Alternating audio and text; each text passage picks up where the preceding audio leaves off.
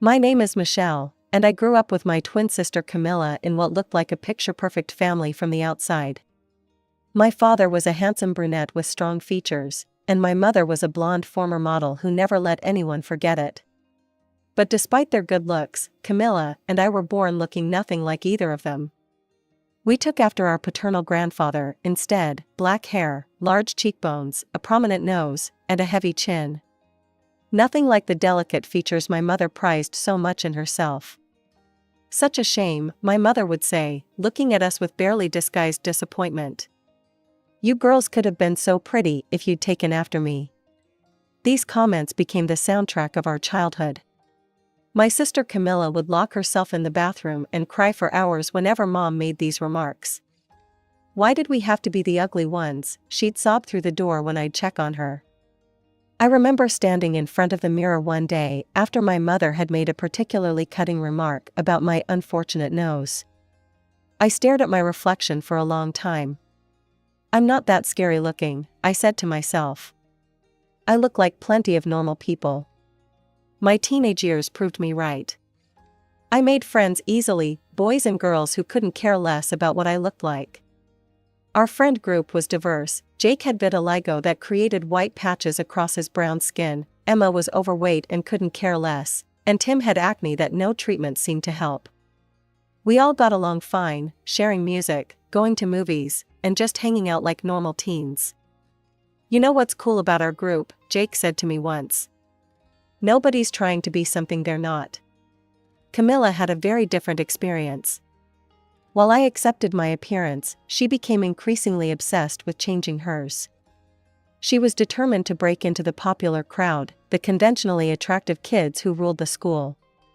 But they wanted nothing to do with her, and it made her furious.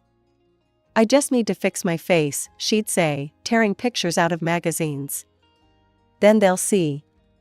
Her room was plastered with images of her idol, a famous singer whose face was on every billboard in town. The singer had a small nose, big eyes, and plump lips, everything Camilla wanted and I supposedly lacked. "I'm going to look just like her someday," Camilla would declare. "Just wait and see." When we graduated high school at 18, our paths diverged dramatically. I chose to attend college with the money our parents had saved for our education. Camilla had other plans. "I'm not going to college," she announced at our graduation dinner. My parents looked stunned. "What are you talking about?" Dad asked. "I want to use my college fund for plastic surgery," she said, determination hardening her voice. "I want a new nose first." "Absolutely not," my father said immediately. But my mother got a strange look in her eyes. "Let's discuss this," she said, putting her hand on Dad's arm. While I spent the next 4 years earning my business degree, Camilla was in and out of plastic surgeons' offices. Her first surgery reduced the size of her nose. 6 months later, she had her cheekbones shaved down. By the time I graduated with honors, my twin was barely recognizable. I threw myself into building my career at a large marketing firm, climbing the ladder steadily while Camilla continued her transformation. Over 9 years, she underwent 10 different procedures: smaller nose, reduced cheekbones, enlarged eyes, plumped lips, even a changed hairline. She grew out her hair and dyed it blonde to match our mother. "Isn't she just stunning?" my mother would gush whenever I visited. "A real beauty now." Dad had initially objected to the surgeries, but after the first few, he gave up fighting. By the 5th procedure, he was actually encouraging her, helping her research the best surgeons. "Your sister knows what she wants and goes after it," he said to me once, as if her obsession with changing her face was some kind of admirable determination. Meanwhile, I was excelling at work. Last year, at 26, I was promoted to senior marketing director, with my own office and team. I dated occasionally, but was mostly focused on my career, which was thriving. Family visits became increasingly uncomfortable. My mother would fawn over Camilla, calling her my beautiful doll while barely acknowledging me except to occasionally glance at my face with thinly veiled disgust. "Michelle, have you ever thought about at least getting your nose done?" she asked during one holiday dinner. "Your sister's surgeon does amazing work." I'm happy with my face, Mom, I replied. Dad, who once defended me from Mom's criticism, now joined in.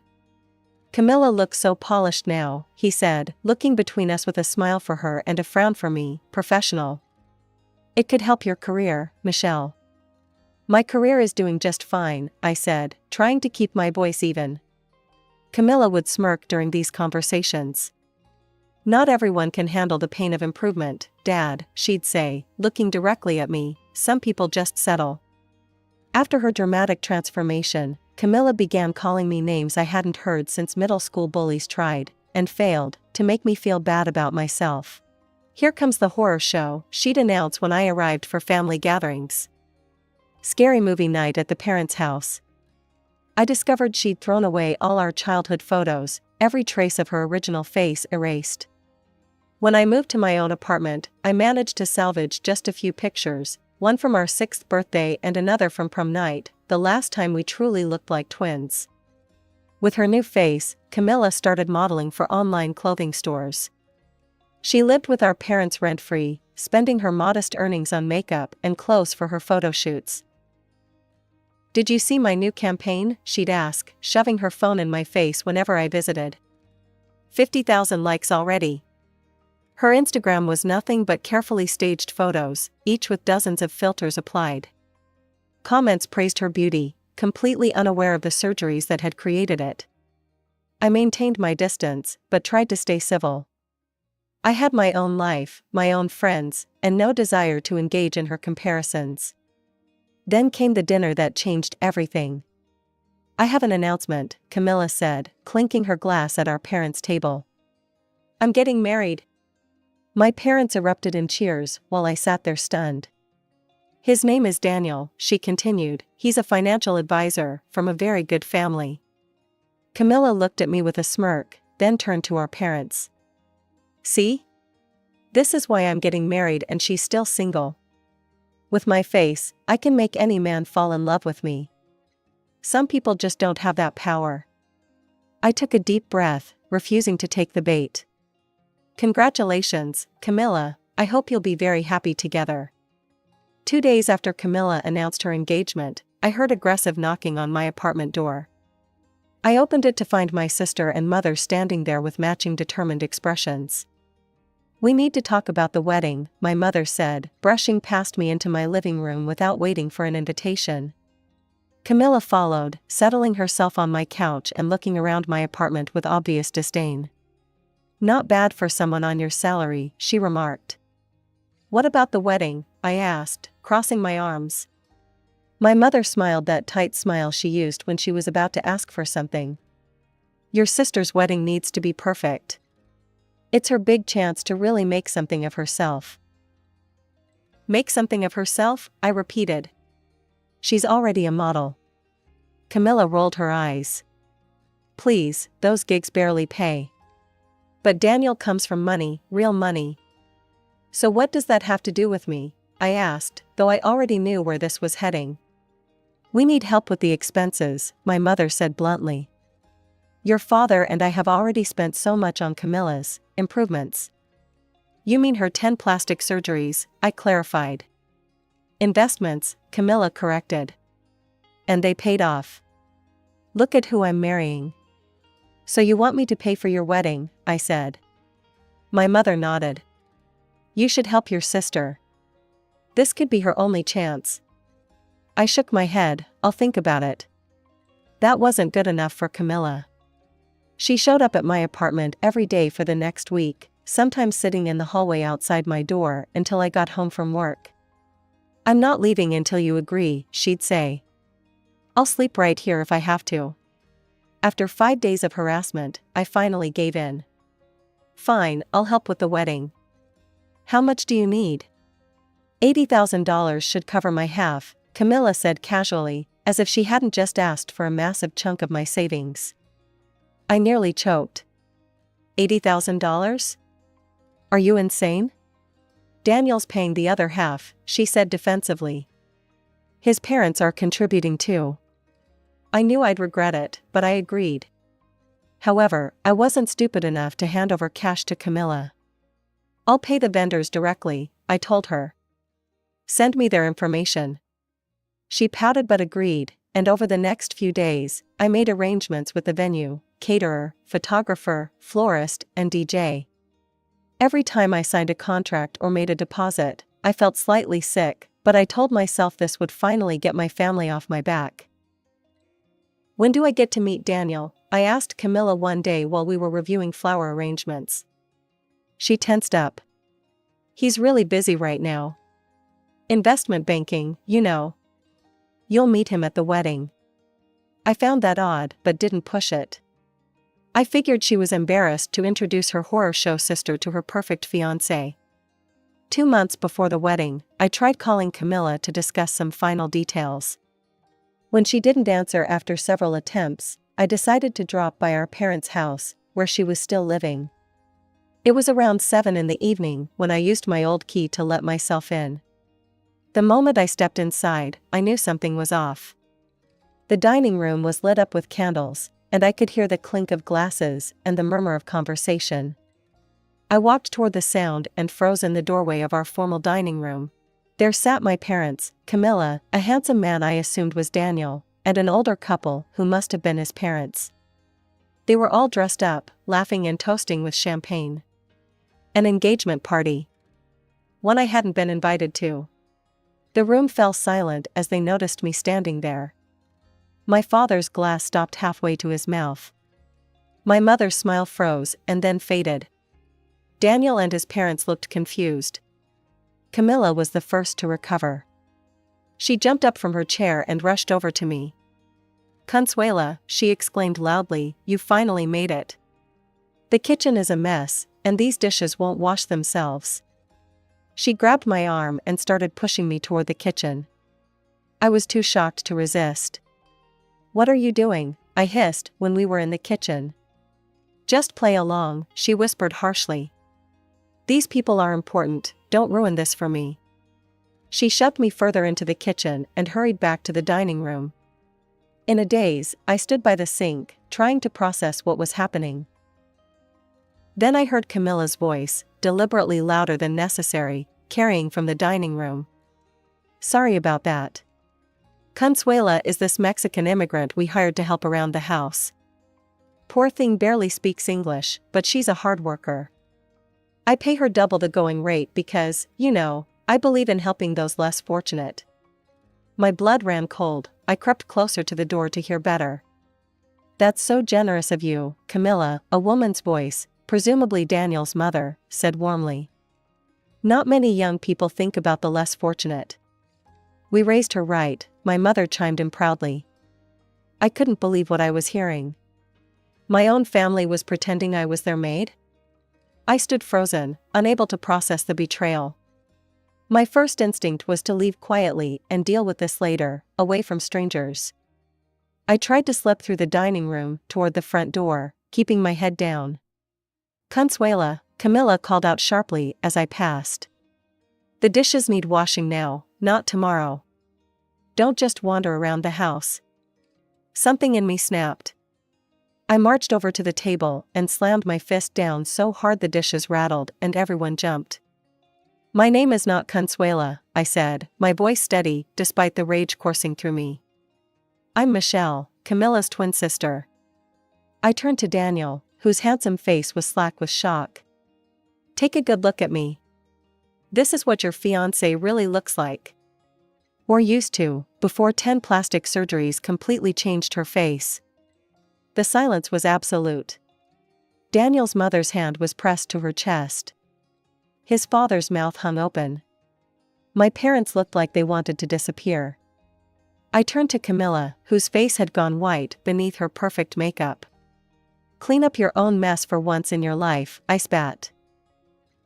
Then I walked out, shaking with fury all the way home. The moment I got into my apartment, my phone exploded with calls and texts. My mother, "How could you embarrass us like that?" My father, "You've gone too far this time." And Camilla, a string of expletives I won't repeat. I ignored them all until Camilla called for the 20th time. I picked up, cutting off her immediate tirade with a question. "Were you ever going to invite me to your wedding?" There was a pause. Then, why would I invite a freak like you to the most important day of my life? You'd ruin all the photos. That's all I needed to know, I said, and hung up. Within the hour, I had called the venue, caterer, photographer, florist, and DJ, canceling everything. The vendors were understanding. These things happen, they said, and refunded my deposits minus small cancellation fees. I turned off my phone, poured myself a large glass of wine, and toasted to the $75,000 I'd just saved. I woke up the next morning to the sound of someone pounding on my apartment door. I checked the peephole to find my sister, mother, and father standing in the hallway. Their faces were contorted with anger.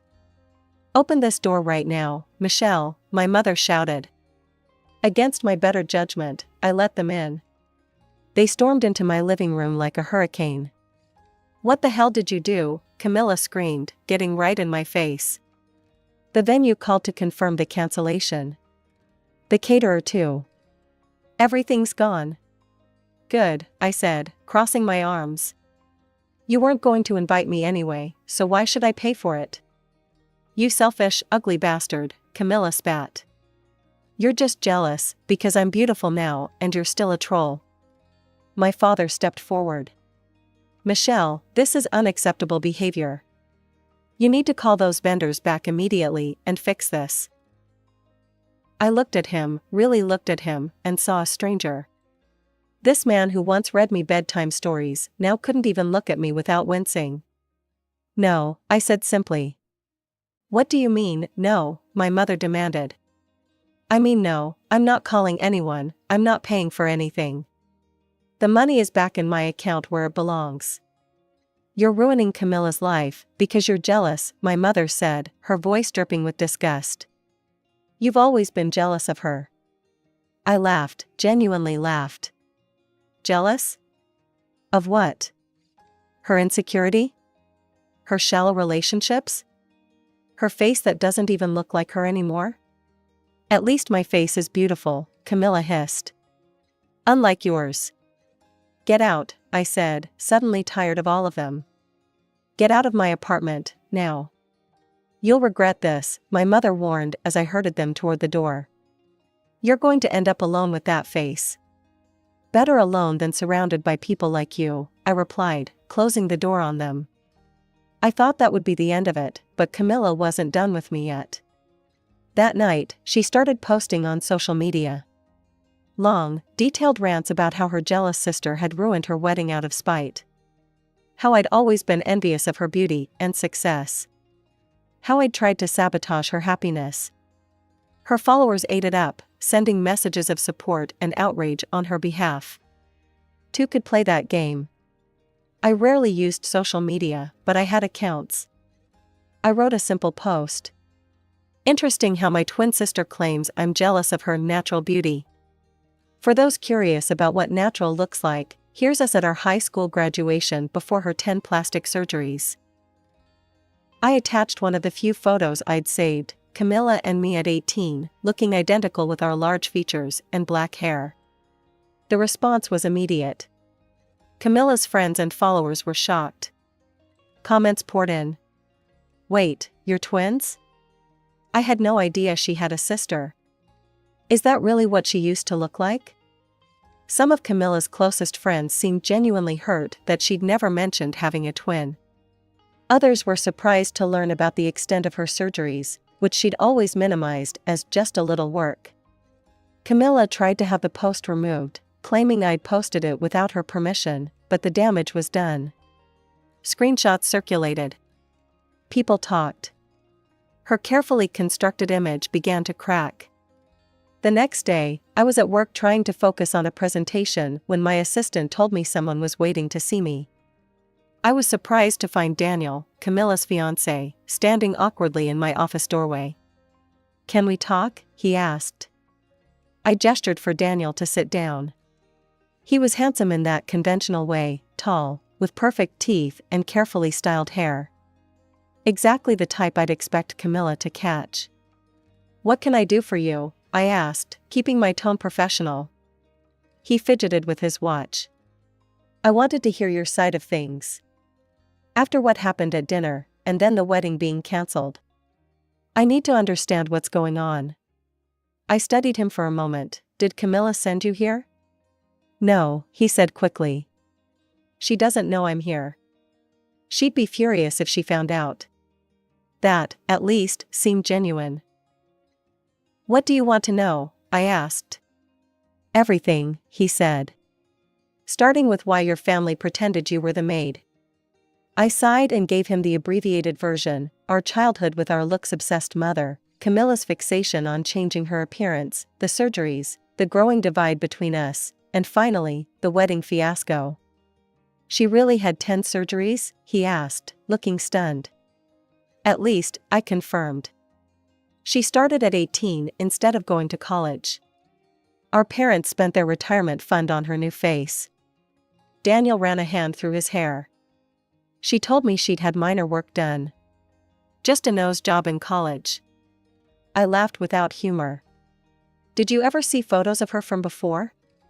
No, he admitted. She said they were all lost in a house fire years ago. There was no fire, I said. She threw them all away. She doesn't want anyone to know what she really looks like. Daniel was quiet for a long moment. You look fine, you know, he said finally. Normal, better than normal, natural. The more I look at you, the more I can see what Camilla might have looked like without all the work. Thanks, I guess, I said, surprised by the compliment. I've been having doubts, he admitted, even before that dinner. Something always felt off with Camilla, like she was playing a role. After seeing how she treated you, how your whole family lied so easily. I don't think I can marry her. That's between you and her, I said carefully. I didn't tell you this to badmouth your fiancé. No, you didn't, he agreed. You're nothing like what she described. And what did she describe? A bitter, jealous woman who's been trying to sabotage her since childhood. Someone so eaten up with envy that she can't stand to see others happy. I shook my head. That sounds more like her projection than anything to do with me. Daniel stood up. Thank you for being honest with me. I have some difficult conversations ahead. Good luck, I said, meaning it. 2 days later, the news broke on Camilla's social media: the wedding was off. Daniel had called things off, citing irreconcilable differences. Camilla, of course, blamed me. That's when the real nightmare began. Camilla seemed to make it her full-time job to torment me. She'd wait outside my apartment building in the mornings. She'd follow me to work. My phone was bombarded with messages from her and from fake accounts she created. You ruined my life, she texted at 3 a.m., I'll ruin yours. She even called my boss directly, demanding that he fire me for unethical behavior and emotional damage to a family member. She showed up at client meetings, creating scenes that left me embarrassed and struggling to maintain my professional reputation. One evening, I came home to find her sitting in my hallway, mascara streaked down her face. Daniel is dating someone else already, she said, her voice hollow. Some plain-looking accountant from his office. Nothing special about her at all. I'm sorry, I said, and meant it. Despite everything, seeing her in pain still hurt me. No, you're not, she snapped, the vulnerability vanishing. You planned this, you wanted me to lose everything. That's not true, Camilla. I just wanted to be treated with basic respect. You'll pay for this, she said, getting up. I'm not done with you. When she finally left, I sat down and called the corporate lawyer at my company, the one who handled harassment cases. I explained the situation, and he helped me draft a cease and desist letter. It spelled out in clear terms that if Camilla continued her harassment, I would pursue legal action against her. The letter must have scared her, because the calls and texts stopped immediately. The stalking ended. For the first time in weeks, I could breathe again. As I sat in my quiet apartment that evening, I thought about my mother. In many ways, this was all her doing. From our earliest days, she had planted the seeds of insecurity in both of us, but while I'd managed to grow past them, they had completely consumed Camilla. You look terrible, my mother had said to both of us countless times. For me, they became just words. For Camilla, they became her truth. I scrolled through social media and came across a photo of Daniel with his new girlfriend. She was, as Camilla had said, completely ordinary looking. She had a round face, glasses, and a genuine smile. They looked happy together. I closed my laptop and looked at myself in the mirror. The same strong features that had always been there looked back at me, my grandfather's legacy written across my face. I didn't see anything to be ashamed of. My phone pinged with a message from Mark, a guy I'd been seeing for a few weeks. "Still on for dinner tomorrow?" he'd written. "Absolutely," I replied, smiling. Life was getting back to normal, and normal was looking pretty good.